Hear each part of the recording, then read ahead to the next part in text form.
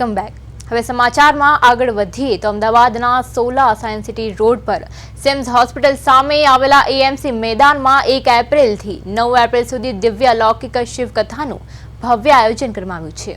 કથાના પ્રથમ દિવસે ભાડજ સુપર સિટીથી પરેશભાઈ અમૃતલાલ કુંડાવાડાના નિવાસસ્થાનેથી ડીજેના તાલે ભવ્ય પોથી યાત્રા નીકળી હતી। આ પ્રસંગે પૂર્વ નાયબ મુખ્યમંત્રી નીતિનભાઈ પટેલ ખાસ ઉપસ્થિત રહ્યા હતા અને પોથીજીના દર્શન કરી ધન્યતા અનુભવી હતી। મોટા બાર કડવા પાટીદાર સમાજ સુધારક મંડળ દ્વારા આયોજિત આ શિવકથામાં પ્રખ્યાત કથાકાર લંકેશ બાપુ વ્યાસપીઠ પણ બિરાજમાન છે। તેમની દિવ્ય અને સંગીતમય વાણી દ્વારા શિવ ભક્તોને શિવપુરાણના વિવિધ પ્રસંગોનું રસપાન કરાવવામાં આવી રહ્યું છે। દરરોજ રાત્રે 8 થી 11 વાગ્યા સુધી યોજાતી આ કથામાં વિવિધ સમાજના લોકો ઉમટી રહ્યા છે।